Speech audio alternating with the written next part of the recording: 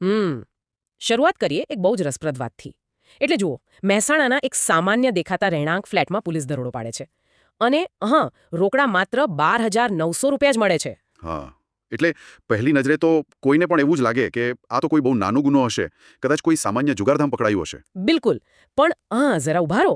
એ જ ફ્લેટમાંથી તમે માનશો નહીં, 52 અલગ અલગ બેંકોના એટીએમ કાર્ડ મળી આવ્યા અને સાથે 32 ચેકબુક, 27 સિમ કાર્ડ અને 23 મોબાઈલ ફોન પણ મળ્યા. ઓહો, 52 એટીએમ! આ તો બહુ મોટો આંકડો કહેવાય. સાચી વાત છે. એક એવું મસમોટું કૌભાંડ જે કોઈ હથિયારોથી નહીં પણ સામાન્ય નાગરિકોના પાન કાર્ડ અને સરકારી પોર્ટલની છટકબારીઓથી ચાલતું હતું. એટલે સામાન્ય રીતે આપણે મોટા આર્થિક કૌભાંડો વિશે વિચારીએ ને તો કોઈ ગુપ્ત અડ્ડાઓનું ચિત્ર ઊભું થાય. હા, ફિલ્મોમાં બતાવે છે એવું. એક્ઝેક્ટલી. પણ આ કૌભાંડ એકદમ શાંત દેખાતા બિલ્ડિંગના બંધ દરવાજા પાછળ ચાલતું હતું. ઓનલાઈન સટ્ટાબાજી અને ગેમિંગના કાળા નાણાંને ધોળું કરવાનું આખું એક હાઈટેક કારખાનું બનીને ધમધમતું હતું. ચાલો આ બાબતને આપણે વિગતવાર સમજીએ. ચોક્કસ. કારણ કે આ ઘટના માત્ર એક સ્થાનિક પોલીસ કાર્યવાહી નથી, પણ આજના આધુનિક આર્થિક ગુનાખોરીનું એક અત્યંત ગંભીર ઉદાહરણ છે. આ દરોડો આપણી જે બેન્કિંગ સિસ્ટમ છે ને અને સરકારી ડોક્યુમેન્ટેશનની જે પ્રક્રિયા છે એમાં રહેલા બહુ મોટા ગાબડાઓનો પર્દાફાશ કરે છે. બરોબર છે.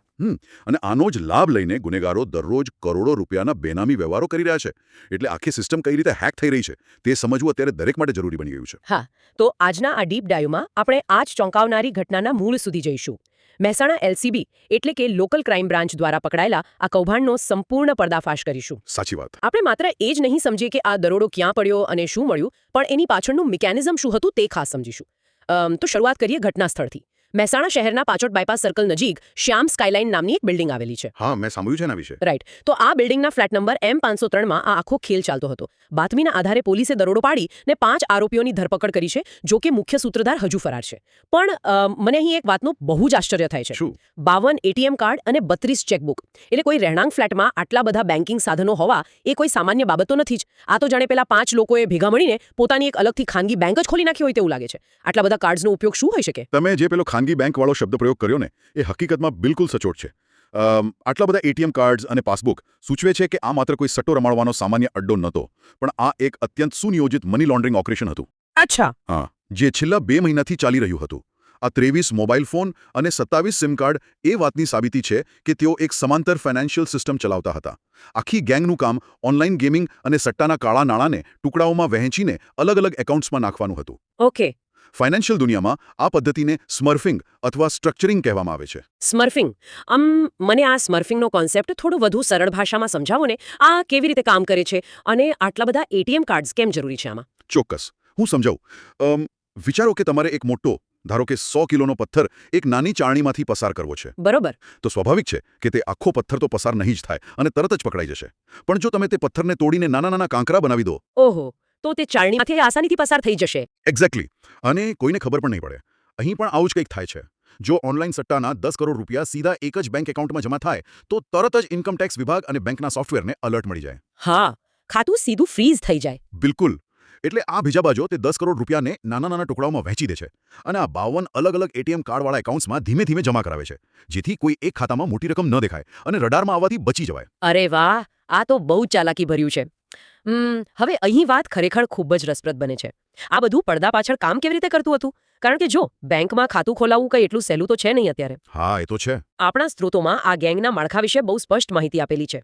આ લોકોએ જાણે કોઈ મોટી કોર્પોરેટ કંપની હોય ને એ રીતે કામ વહેંચેલું હતું. હા, તેમની મોડસ ઓપરેન્ડી બહુ જ વ્યવસ્થિત હતી. તમે જુઓ, આ આખા નેટવર્કનો સંચાલક અથવા માસ્ટરમાઇન્ડ પાલનપુરનો મિતેશ ડાહ્યાલાલ ઠક્કર છે, જે હાલ પોલીસ પકડથી દૂર છે. તે ઉપરથી આખી ગેમ ઓપરેટ કરતો. બરોબર. ત્યારબાદ આવે છે ટેકનિકલ અને ડોક્યુમેન્ટેશનનું કામ સંભાળનાર અંકિત પઢિયાર. અંકિતનું કામ સૌથી ખતરનાક હતું. તે અલગ અલગ લોકોના આધાર કાર્ડ અને પેન કાર્ડ મેળવતો. અચ્છા, સામાન્ય લોકોના જ? હા.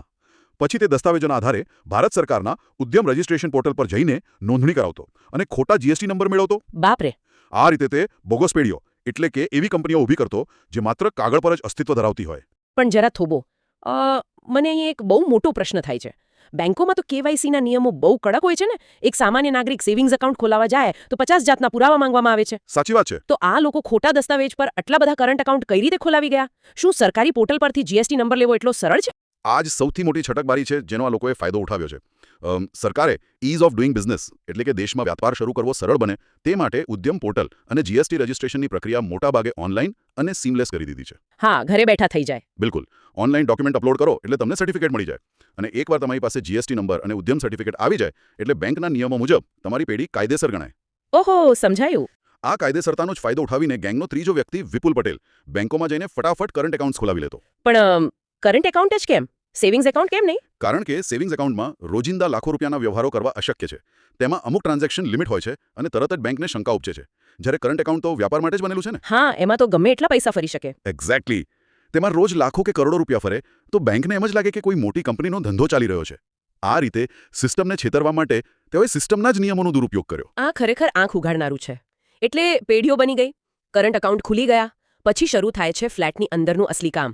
સ્ત્રોત મુજબ ફ્લેટમાં બેસીને હિમાંશુ, પ્રતીક અને મુકેશ નામની ઓપરેશનલ ટીમ કામ કરતી હતી. બરોબર. તેઓ 27 ડમી સિમ કાર્ડનો ઉપયોગ કરીને ગૂગલ બિઝનેસ જેવી એપ્લિકેશન્સમાં પ્રોફાઇલ બનાવતા અને અલગ અલગ યુપીઆઈ આઈડીઝ જનરેટ કરતા. હા, અને અહીંયા જ આખી કડી જોડાય છે. તમે જુઓ, ઓનલાઈન ગેમિંગ એપ્લિકેશનમાં કે ક્રિકેટના સટ્ટામાં જે લોકો પૈસા હારે તે પૈસા સીધા કોઈ વ્યક્તિના પર્સનલ એકાઉન્ટમાં નથી જતા. તો ક્યાં જાય છે? તે પૈસા આ ડમી સિમ કાર્ડથી બનેલા ગૂગલ બિઝનેસના યુપીઆઈ આઈડી પર ટ્રાન્સફર થાય છે. ત્યાંથી આ પૈસા પેલા ખોટા જીએસટી નંબરવાળી બોગસ પેઢીઓના કરંટ એકાઉન્ટમાં પહોંચે છે. અચ્છા, એટલે આ રીતે પૈસા સિસ્ટમમાં પ્રવેશે છે. હા, અને ત્યારબાદ વિપુલ પટેલ તે પૈસાને અલગ અલગ એકાઉન્ટમાં ડાયવર્ટ કરીને એટીએમથી રોકડા ઉપાડી લે છે. મતલબ કે સટ્ટાનું કાળું નાણું સિસ્ટમની નજરમાં એકદમ વ્હાઇટ એટલે કે સફેદ થઈને બેંકમાંથી બહાર આવે છે. આ તો એક આખું વ્યવસ્થિત મની લોન્ડરિંગ નેટવર્ક છે. બિલકુલ. જ્યારે ગુનેગારો આટલા બધા એડવાન્સ્ડ હોય, ટેકનોલોજી અને કાયદાની બારીકાઈઓ આટલી સારી રીતે જાણતા હોય, ત્યારે એક બહુ મોટો અને ગંભીર પ્રશ્ન ઊભો થાય છે. કયો? જો મહેસાણા અને સમગ્ર ગુજરાતમાંથી આવા સટોડિયાઓ અને કૌભાંડીઓનો 100% ખાત્મો બોલાવવો હોય તો શું કરવું પડે? કારણ કે માત્ર દરોડા પાડવાથી તો એક ગેંગ પકડાશે, કાલ ઉઠીને બીજી ગેંગ આ જ પદ્ધતિથી કામ શરૂ કરશે. આ સમાચારને કેન્દ્રમાં રાખીને સરકારે કેવા કડક પગલાં લેવા જોઈએ? આ બહુ જ અગત્યનો મુદ્દો છે. જો આ નેટવર્કનો 100% ખાત્મો બોલાવવો હોય ને તો માત્ર ડાળખીઓ કાપવાથી કામ નહીં ચાલે. સરકારે સીધો મૂળ પર ઘા કરવો પડશે. હા, સાચી વાત. અને આ આખા કૌભાંડનું મૂળ છે ખોટા દસ્તાવેજો અને ડમી સિમ કાર્ડ. સરકારે તાત્કાલિક ધોરણે 3 મોટા અને આકરા પગલાં લેવા જ પડશે. કયા 3 પગલાં? જરા વિગતવાર જણાવો. પહેલું પગલું, જીએસટી નંબર અને ઉદ્યમ સર્ટિફિકેટની ફાળવણી પ્રક્રિયામાં ફિઝિકલ વેરિફિકેશન એટલે કે પ્રત્યક્ષ ચકાસણી અત્યંત કડક બનાવવી પડશે. એટલે રૂબરૂ જઈને ચેક કરવાનું. હા, માત્ર ઓનલાઈન ડોક્યુમેન્ટ અને ભાડા કરાર અપલોડ કરવાથી કોઈ કંપની શરૂ ન થઈ જવી જોઈએ. સરકારી અધિકારીઓએ જે તે સરનામે જઈને ખરાઈ કરવી જોઈએ કે ત્યાં ખરેખર કોઈ દુકાન કે ઓફિસ ચાલે છે કે કેમ. આનાથી પેપર પર ચાલતી શેલ કંપનીઓ બનતા પહેલા જ અટકી જશે. બિલકુલ, આ તો બહુ જરૂરી છે. અને બેન્કિંગ લેવલે શું થઈ શકે? કારણ કે છેવટે તો બધા પૈસા બેંકમાં જ ફરે છે ને. હા, બીજું મોટું પગલું એ જ છે. રિઝર્વ બેંક અને સાયબર સેલે મળીને બેન્કિંગ સિસ્ટમમાં આર્ટિફિશિયલ ઇન્ટેલિજન્સ એટલે કે એઆઈ આધારિત મોનિટરિંગ સોફ્ટવેર લાવવું જોઈએ. ઓકે, એ કેવી રીતે કામ કરશે? કનેક્શન પરથી અલગ અલગ વ્યક્તિઓના 25 કરંટ એકાઉન્ટ ઓપરેટ થતા હોય તો બેંકની સિસ્ટમમાં તરત રેડ એલર્ટ આવવું જોઈએ. અરે વાહ, આ તો બહુ સ્માર્ટ સોલ્યુશન છે. હા, અને ખાતાઓ ઓટોમેટિક ફ્રીઝ થઈ જવા જોઈએ અને સાયબર સેલને સીધી જાણ થવી જોઈએ. કડક કેવાયસી જાનો ઇલાજ છે. આ બહુ જ વ્યાવહારિક ઉપાય છે. અને તમે ત્રીજા પગલાની વાત કરતા હતા. ત્રીજું પગલું ટેલિકોમ સેક્ટર માટે છે. ડમી સિમ કાર્ડ ઇસ્યુ થતા અટકાવવા પડશે. જ્યારે કોઈ નાગરિક સિમ લેવા જાય ત્યારે તેના બાયોમેટ્રિકનો 2 વાર ઉપયોગ કરીને એકના બદલે 2 સિમ એક્ટિવેટ કરી દેવાના કિસ્સાઓ બને છે. હા, એવું બહુ સાંભળવા મળે છે આજકાલ. રાઈટ. ટેલિકોમ કંપનીઓએ એવું મિકેનિઝમ લાવવું પડશે કે એક આધાર કાર્ડ પર કેટલા સિમ એક્ટિવ છે તેનો રિયલ ટાઈમ ડેટા નાગરિકને અને પોલીસને મળતો રહે. ટેકનોલોજીનો તોડ ટેકનોલોજીથી જ કાઢવો પડશે. સાચી વાત છે. આ તો થઈ સરકાર અને સિસ્ટમની વાત. પણ જો આપણે આખી બાબતને એક અલગ એંગલથી જોઈએ તો એક બહુ જ કડવી વાસ્તવિકતા સામે આવે છે. નાગરિકોની પણ ભાગીદારી છે, ભલે તે અજાણતામાં હોય કે પછી લાલચમાં હોય. તો મેં બિલકુલ સાચી વાત પકડી છે. આ સૌથી દુઃખદ પાસું છે આખી ઘટનાનું. આ કૌભાંડ સામાન્ય નાગરિકોની ભૂલ વગર શક્ય જ નહોતું. બરોબર. આજે લોકો, ખાસ કરીને યુવાનો અને જરૂરિયાતમંદ વર્ગ, માત્ર 2-5 હજાર રૂપિયાના કમિશનની લાલચમાં પોતાના અસલી પાન કાર્ડ, આધાર કાર્ડ કે બેંકની પાસબુક કોઈ અજાણી વ્યક્તિને આપી દે છે. હા, મેં પણ એવું જોયું છે. અથવા તો કોઈ તેમને કહે કે મારે બિઝનેસ માટે તમારા નામે એકાઉન્ટ ખોલાવવું છે, હું તમને દર મહિને ભાડું આપીશ. તો લોકો ખુશીથી સંમત થઈ જાય છે અને જ્યારે મોબાઈલ પર ઓટીપી આવે ત્યારે વગર વિચારે સામેવાળાને શેર કરી દે છે. આ બહુ જ મોટો ખતરો છે. સમાજે શું શીખવાની જરૂર છે આમાંથી? શું લોકો આના કાનૂની પરિણામોથી અજાણ છે? સંપૂર્ણપણે અજાણ છે. લોકોને અંદાજો પણ નથી હોતો કે તેમના આ ડોક્યુમેન્ટ્સનો ઉપયોગ આતંકવાદના ફંડિંગમાં, ડ્રગ્સની હેરાફેરીમાં કે આવા કરોડોનો ઓનલાઈન સટ્ટાના કાળા નાણાં ધોળા કરવામાં થઈ રહ્યો છે. બાપરે. અને સૌથી મહત્વની કાનૂની વાત એ છે કે જ્યારે પણ કોઈ બેંક એકાઉન્ટમાંથી આવો ગુનાહિત વ્યવહાર થાય ત્યારે પોલીસ ઓપરેટ કરનારને શોધવા પહેલા જેના નામે એકાઉન્ટ છે તેને જ પકડશે. એટલે કે સામાન્ય નાગરિક જ ફસાશે. હા, કાયદાની નજરમાં અજાણતામાં કોઈને ડમી એકાઉન્ટ ખોલવા દેવા કે પોતાના ડોક્યુમેન્ટ ભાડે આપવા એ પણ એટલો જ મોટો ગુનો છે જેટલો સાયબર ફ્રોડ કરવો. આનાથી સીધી જેલ થઈ શકે છે. આ જાગૃતિ સમાજના છેવાડાના માનવી સુધી પહોંચવી અત્યંત આવશ્યક છે. આ માહિતી માત્ર આપણા બે સુધી સીમિત ન રહેવી જોઈએ. લોકોની આંખો ખોલવા માટે અને સમાજમાં એક લેવલ પર જાગૃતિ લાવવા માટે આપણે સૌએ એકજૂટ થઈને પ્રયત્ન કરવો પડશે. બિલકુલ. આજના આ ડિજિટલ યુગમાં મને લાગે છે કે એક વ્યવસ્થિત અને મુદ્દાસર વોટ્સએપ મેસેજ આ માહિતીને આગની જેમ લોકો સુધી પહોંચાડી શકે છે. સાચી વાત છે. સોશિયલ મીડિયાનો હકારાત્મક ઉપયોગ કરીને આપણે એક વાયરલ જાગૃતિ અભિયાન ચલાવી શકીએ. સોસાયટીના ગ્રુપ અને મિત્રોના ગ્રુપમાં શેર કરવો જ જોઈએ. હા, તમે મેસેજ વાંચો. સમાજ અને નાગરિકોએ શું ધ્યાન રાખવું? 1. ક્યારેય કોઈને તમારું અસલી આધાર કાર્ડ કે પેન કાર્ડ વાપરવા માટે ન આપો. બહુ જ જરૂરી. 2. મોબાઈલ પર આવતો બેંક કે પોર્ટલનો કોઈ પણ ઓટીપી ક્યારેય કોઈની સાથે શેર ન કરો. અને 3. થોડા રૂપિયાના કમિશનની લાલચમાં તમારા નામે બેંક ખાતું કે સિમ કાર્ડ લઈને કોઈ બીજી વ્યક્તિને વાપરવા ન આપો. એક્ઝેક્ટલી. અને છેલ્લે એક વિનંતી છે કે નાગરિકોની એક નાની ભૂલ કે લાલચ તેમને આતંકવાદ કે મની લોન્ડરિંગ જેવા મોટા ગુનામાં ફસાવી શકે છે અને જેલના સળિયા પાછળ ધકેલી શકે છે. આ મેસેજ દરેક ગ્રુપમાં શેર કરી આપણા સમાજને જાગૃત કરો. હા, આ મેસેજ ખરેખર ખૂબ જ સચોટ છે.